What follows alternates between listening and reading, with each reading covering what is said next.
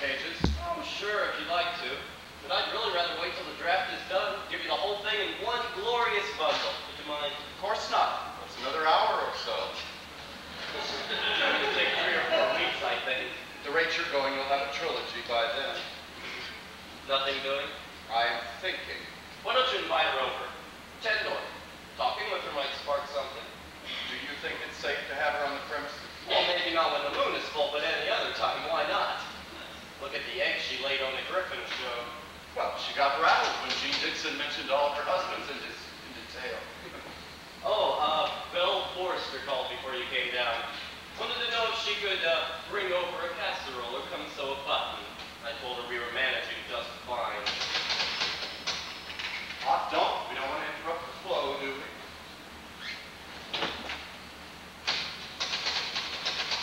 Porter, good to see you. How are you, Sidney?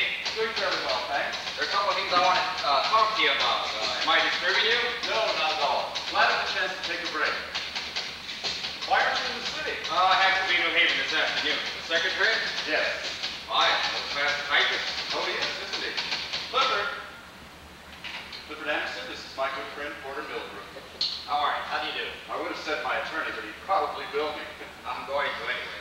This is a business call, partner at least. Clifford was one of the students at my seminar last July. He asked me then about a secretarial position, and when Myra passed on, I thought it would be a good idea to have someone around to lend a hand. Called it. Next day, here he was. Have typewriter, will travel. That was very good of you. Well, it's a privilege to be of help to someone like Mr. Bruhl. Look at that. Isn't this a beauty? Partner's desk. Where'd you find it? Up in Milgrim. Just happened on it the other day. Makes much more sense than cluttering the room with 2 single ones. Cost a pretty penny on that. And it's deductible. Yes, they can't very well quibble about a writer's desk, can they? Wait till Elizabeth sees this. How is she? Fine, fine. And the girl? Couldn't be better. Happy loves Vassal. And vice versa, I'm sure. One goes to Shall I go get the groceries now? Then you and Mr. Milgrim can talk in private. Would you mind? Have to do it sometime before dinner, might as well. All right. Be with him just a second, Porter. Take your time. I haven't started the clock yet. I love this room. Isn't it nice? It's a pleasure working here. He's looking well. Yes, he's picked up quite a bit in the past few days. It was pretty bad the first week, though. He cried every night. Oh, I could hear him plainly.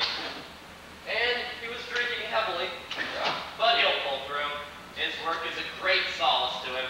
I'm sure it must be. I've always envied my client writers on that account. I tried to play once. Oh? About the Supreme Court justice I most admired. But even the title was a problem, frankly. 20 enough? Oh, too much. We only need salad things and milk. I'll go to Gibson's. All right. Pick up some yogurt, will you? Anything but crude. Okay. You're not in the driveway, are you? No, I pulled over on the side. Well, see you later. Or nice meeting you, whichever turns out. I'm sure we'll be seeing each other again. Pleasant young fellow. Good looking, too. Yes, he is. You think he's gay? Homosexual? I know what gay means, Sidney. Elizabeth told me long. No, he didn't strike me. Well, I have a sneaking suspicion that he might be. But I suppose as long as he does his work well, it's really none of my business, is it? Well, in essence, he is a domestic employee. And I think that in such circumstances, his sexual preference could be a legitimate matter of concern. Well, I wasn't asking for a legal opinion. I just was saying that it's none of my business. Oh, well, no. In that case, no, it isn't. Besides, people were talking about you being a female secretary, wouldn't they? If she were under 80. No, that's what I thought. That's why I called Clifford. I'm glad to see you looking so well. That's the main reason why I've come. I was delegated by Elizabeth and the Westons and the Harveys. That young man's been discouraging all callers, and we were afraid he might be in worse shape than he was letting on. But obviously, that's not the case. No, I'm not up to socializing yet, but the work is a great solace to me. Yeah, what are you on to now? A thriller. About a woman with ESP. Helga, the Dutch psychic, is in the Bain package. Did you know that? Yes, I did. Tell me, is it true what everyone is saying that you mind talking about this? Oh, no, not at all. Is it true she actually pointed to the spot on the floor where Myra was going to fall? No, nothing like that at all. What happened was she came in and she said, there's great pain in this lady's chest. And Myra said, well, something slight pain. And she said, still, with your history, you should see a doctor. Well, that's what I've been telling Myra for the past few days. It's uncanny, being able to sense things that way. I would think you'd be able to write a very fine thriller on the subject. It's coming along.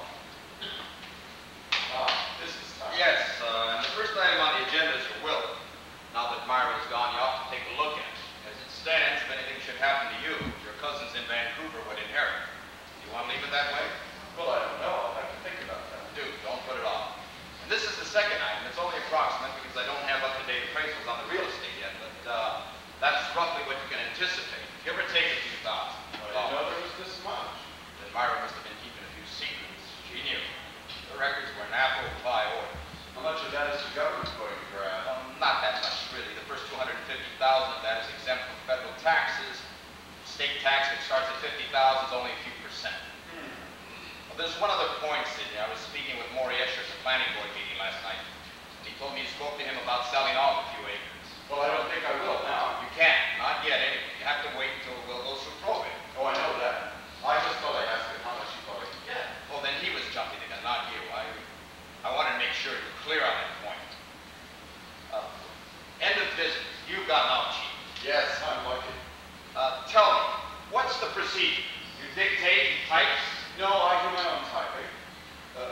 I'll have him retype the finished product, of course, and he does the letters. Is that what he was doing before? Letters? No, play of his own. Oh, yes. Seminar, of course. Yes, he started it yesterday. We'll probably finish tomorrow. I hope he's not stealing your ESP idea. Have you discussed it with him? What makes you say so? He locked what he was working on into the drawer, unobtrusively, but I noticed. But then again, maybe he's afraid you'll steal his idea. Oh, hardly. Life in a welfare office. The dreams and frustrations of half a dozen people you just as soon not spend an evening with. He's worked at a welfare office? That's what he was doing. It might only be force of habit then. Lots of people in large offices lock the desks. Unobtrusively. Well, I think just the reverse. Look, everyone, I'm locking my desk. It may simply be his manner of doing things. I'm sorry if I've worried you. The suspicious legal mind probably is exactly what he seems. An honest and helpful young man. Completely trustworthy. Probably. Hey, I better get moving if I'm going to be in New Haven with my new trustees luncheon at Old Eli. Oh. Thanks. Has the check from the insurance company come yet? No, it hasn't. I'll give them. No, I'll write them a letter first thing in the morning. Thanks, I appreciate that. Hey, will you come have dinner with us? In a week or so, when I'm up to facing the world again. Good enough. Take care. You too. Give my love to Elizabeth. I sure will. And the girls. I will.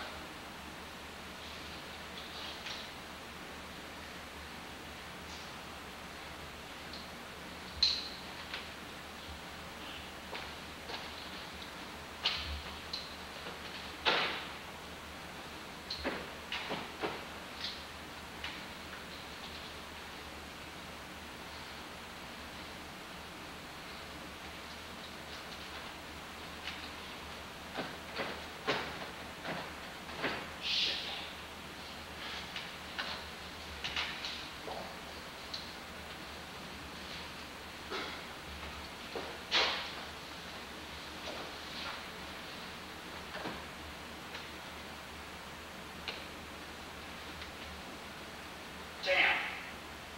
Old world craftsman. Shit.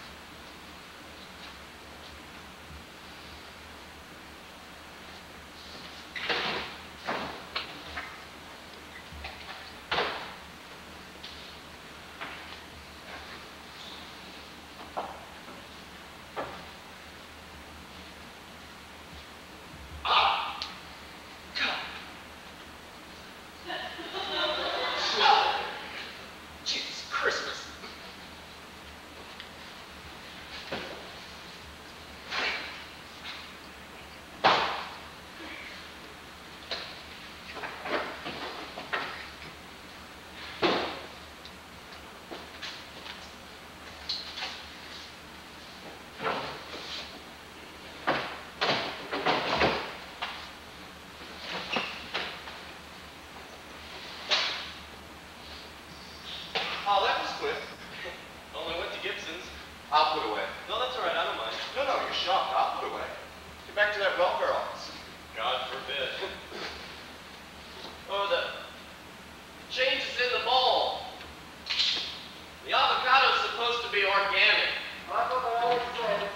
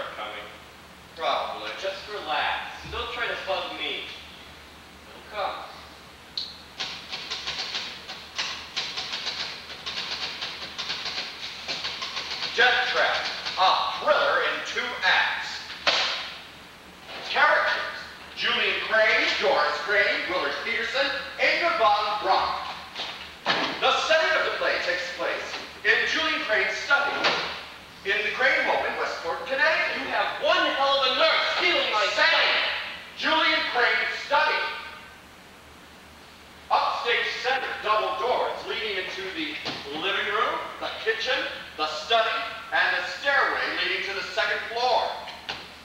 Upstage right, French doors, leading out onto a shrubbery-flanked patio. Downstage left, a fireplace. Practical to the extent that paper can be burned in it. The room's furnishings are tastefully chosen antiques.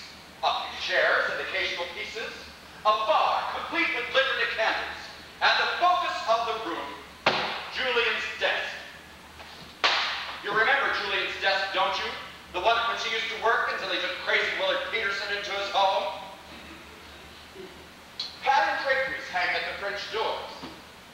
The room is decorated with matted theatrical posters, unlike these, which are window cards, not posters, and a collection of guns, knives, maces, handcuffs, broadswords, and battle axes, several of which I'm about to make use of at any moment.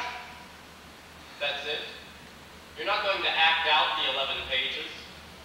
Would you like me to explain? Oh, what's to explain? You're a lunatic with a death wish. Roy covered that thoroughly. I have exactly the same wish you have, a success wish. And this is going to bring you success? You hit me that night. Remember, I put in that extra speech when you were looking for the key? Hey, it can be a terrific thriller. In which someone like me and someone like you gives someone like Myra a fatal heart attack? Yes, at the end of Act 1. What, pray tell, is your definition of success? Being gangbanged in a shower room at the state penitentiary? I knew you'd have reservations about it. That's why my first instinct was to say it wasn't even a thriller. No, I haven't enjoyed putting you on, Sidney. I'm glad it's out in the open. You knew I would have reservations. Well, you do, don't you? The house madman is writing a play that will send us both to prison. It won't! I am standing here terrified, petrified, horrified, stupefied, cracking my pants. And he calls that having reservations. I'm not going to use one of those on you. I'm going to beat you to death with Roget's thesaurus. There is no way anyone can prove what did or did not cause Myra's heart attack. Look, if I could change things, I would. But I can't. It has to be a playwright. Who else can pretend to receive a finished piece of work that can make tons of money? A novelist. A composer. Why am I discussing this? Oh, a surefire smash hit symphony? No. And would a novelist or a composer know how to stage a convincing murder? And it has to be a playwright who writes thrillers. Because Arthur Miller probably has old sample cases hanging on his wall. Oh, I suppose I could make it Wilton instead of Westport. Why make it anywhere? Why make it? It's there, Sidney. Oh, that's mountains, not plays. Plays aren't there till some asshole writes them. Stop and think for a minute, will you? Think about that night. Try to see it all from an audience's viewpoint. Everything we did to convince Myra that she was seeing a real murder would have exactly the same effect on them. Weren't we giving a play? Didn't we write it, rehearse it? Hey, wasn't she our audience? Scene 1. Julian tells Doris about this terrific play that's come in the mail. He jokes about killing for it, then calls Willard and invites him over, getting him to bring the original copy. Audience thinks exactly what Doris thinks. Julian might kill Willard. Scene 2. Everything that happened from the moment we came through the door. All the little ups and downs we put in to make it ring true. The unexpected the phone call bit, everything. Tightened up a little naturally. And then the striking, which scares the audience as much as it does Doris. No wonder you didn't need an outline. Oh, it's all up here. Every bit of it. Scene 3. Inga Van Braun. Okay, a few laughs, right? Can't hurt. Then Julian and Doris begin to get ready to go upstairs. The act seems as if it's drawing to a kind of so-so close. And then, pow! In comes Willard out of the grave and seeking vengeance. Shock? Surprise? Doris has her heart attack. Julian gets up from the fake meeting, and the audience realizes that Julian and Willard are in cahoots. That there is no surefire thriller, and that Willard is moving in. The curtain is Julian burning the manuscripts, or calling the doctor. I'm not sure which. Now, be honest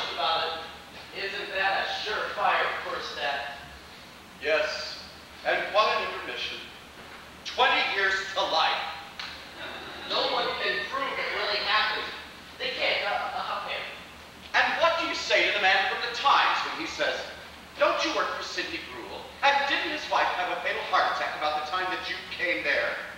No comment. Oh my God. Look, I know it's going to be a little sticky, but, well, everybody's opening up about everything these days. In print, on TV, well, why not on the stage as long as it can't be proved? I've given it some serious thought, Sidney, and I honestly believe it'll help the play. Give it an added dimension of intriguing guts. I'm sure you're right. Why, I can see the little box in the New York Magazine now. Tongues are wagging about the interesting similarities between the new play Deathtrap and its author, Clifford and his employer, Sidney Bruhl, who committed suicide on opening night. When queried, Mr. Anderson said, "No comment." Well, I have a comment, Cliff. No, absolutely, definitely no. Sidney! I have a name and a reputation. Tattered perhaps, but still valid enough for dinner invitations and house seats. And the conducting of summer seminars. I want to live out my life as the author of the murder tale. Not the fag who knocked off his wife. Why, look, a fireplace. I wonder if it's practical to the extent that paper can be burned. Don't you dare! You burn that, and I go out of here and write it again somewhere else. I'll get a house-sitting job. Give it to me. Give it, Sidney! I helped you kill for the chance to be what I want to be. You're not going to take it away from me now. I had hoped when I showed you the finished draft, you'd be impressed enough to get over your Angel Street uptightness and pitch in, but I guess we can forget about that. A collaboration? It's most of your idea, isn't it? I'm not pretending it's all my baby. And I know that scene 1 is coming out a little heavy and stilted. Yeah, I'd hoped we could be a team. Bruhl and Anderson. Rogers and Harkness. You see, I could never have come up with something like that. I'm sorry, Clifford, but I really don't think I should collaborate on my public humiliation. The next season's hit. Don't say I didn't ask. I think maybe I'd better move out anyway. Why? Well, when Helga Dorp said that a woman was going to use a dagger because of a play, maybe she wasn't that far off target. Don't be silly. I love you. I would never think of hurting you. Besides, you'd probably break my head. Goddamn right I would. So don't talk about leaving. I don't know. I'm not going to feel comfortable with you being unhappy about this. Oh, whistle a lot. Well, maybe I am being old-fashioned and uptight. You are. These days, geez, who cares about anything? I really could use half the royalties of a good hit. Yeah, I think there's a movie in it, too. Porter just gave me the figures on Myra's estate. Well, it's much smaller than I thought. $22,000, half of which goes to taxes. Well, there's the house and the land, of course, but I can't sell any of that until the will goes through probate. And Porter said that could take 2 or 3 years. Yeah. And the insurance money isn't all that much. Office still open. You know, I thought that morning that the play and the mail thing could really make a good first scene. Really. It's your idea, Sidney. All I did was help with some of the details. Pretty neat the way you managed it. I tried breaking in. The goddamn thing is a fortress. Porter saw you locking up. I thought you were working on something about ESP. And I thought I was being so inconspicuous. Well, he's sharp. Dull, but sharp.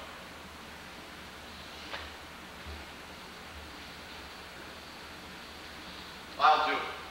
What the hell? Let him talk. I'll blush all the way to the bank. You mean it? Bruhl and Anderson. Great. Oh, we'll make it Wilton, not Westport. Oh, leave it Westport. The hell with it. Jesus, just think. Me, Clifford Anderson, collaborating with Sidney Bruhl. That's from Act 1. Oh. Act 2 is going to be a problem.